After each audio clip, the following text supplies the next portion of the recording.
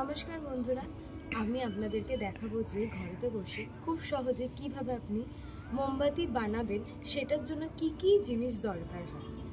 প্রথমবার মোমবাতি বানানোর জন্য যা যা দরকার আমরা তাই দেখাবো আপনাদেরকে, অতিরিক্ত কিছু দেখাবো।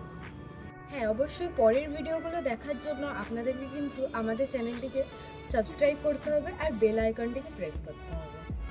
চলুন তাহলে দেখে নেওয়া যাক আমাদের কি কি মেটেরিয়ালস লাগছে। এটার নাম সোয়া ওয়্যাক্স। এটা খুব সুন্দর নরম হয়, হাতে দিলে খুব সুন্দর মেল্ট হয়ে যায়।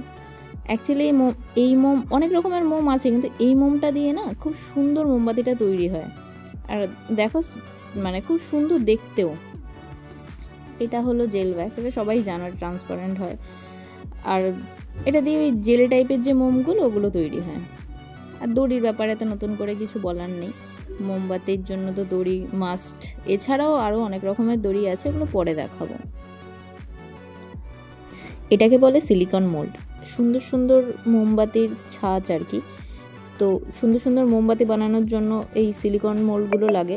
এখানে 2-3টে আছে, আরও ভ্যারাইটিস মোল্ড পাওয়া যায়, যেগুলো অন্যান্য ভিডিওতে তোমাদেরকে দেখাবো। দেখো কি সুন্দর সফট, খুব মোমবাতি দিলে খুব সহজেই ছাঁচ থেকে মোমবাতি বেরিয়ে আসবে।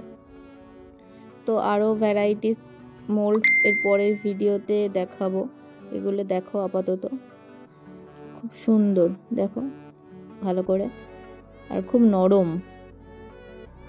পরেরটা দেখো,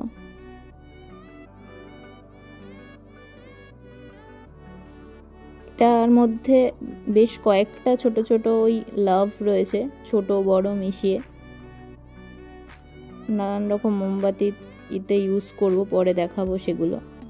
আর এটা হচ্ছে কালার, আপাতত 2টো কালার দিয়েই দেখাচ্ছি, একটা হচ্ছে ব্লু, একটা রেড।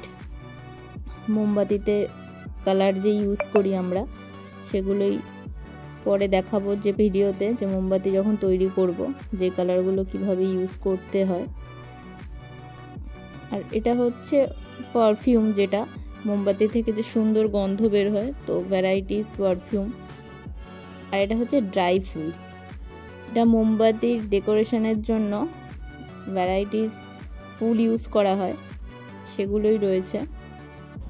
এই ফুলগুলো মোমবাতি বানাতে, ওই মোমবাতির সাইডে সাইডে দিলে না খুব সুন্দর মোমবাতিগুলো দেখতে লাগে। বক্সটা এত টাইট, খুলতে খুব প্রবলেম হচ্ছে আমার, যাই হোক এটা খুলেছি।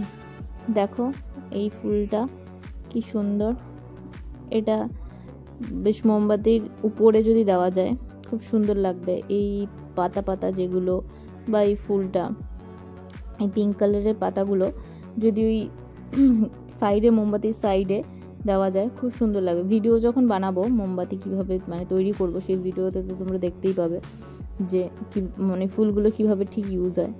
এই ফুলগুলো দেখো কি সুন্দর, কিন্তু এটা খুব বাজে স্মেল, যাই হোক, কিন্তু ফুলগুলো খুব সুন্দর দেখো। তো এই ফুলগুলো দিয়ে করব। আর এগুলো হচ্ছে গ্লিটার। গ্লিটার অনেক দামি দামি ভালো গ্লিটার পাওয়া যায়, কিন্তু এটা তো দেখতেই পাচ্ছ একদম নর্মাল গ্লিটার। আর এই জারগুলো একদম বাড়ির গ্লাস, মধুর জার, চায়ের কাপ, সবেতেই মোটামুটি প্রথম শুরুটা করাই যায়, কোনো অসুবিধা নেই, এভাবেই করব। তাহলে আপনারা দেখে নিলেন যে আমাদের কি কি উপকরণ লাগছে এই ঘরে বসে মোমবাতিগুলো বানানোর জন্য। আপনারাও যদি ঘরে বসে এই মোমবাতিগুলো বানিয়ে নিতে চান, তাহলে আপনারা আশেপাশের দোকান থেকে খুব সহজেই এই মোমবাতি বানানোর জিনিসগুলো আপনারা কিনে নিতে পারেন। আর আপনারা যদি খুঁজে না পান, তাহলে নিচে দেওয়া ডেসক্রিপশানে আমাদের হোয়াটসঅ্যাপ নাম্বার দেওয়া রয়েছে, সেখানে আপনারা একটা টেক্সট করলেই আমরা চেষ্টা করব আপনাদের কাছে পৌঁছে দেওয়ার। আর পরের ভিডিওতেই আমরা যে এই উপকরণ দিয়ে কীভাবে মোমবাতিগুলো বানিয়ে নেব সেইগুলোর ভিডিও আমরা পরবর্তী ভিডিওতে দেখাবো। তার জন্য অবশ্যই চ্যানেলটিকে সাবস্ক্রাইব করতে হবে।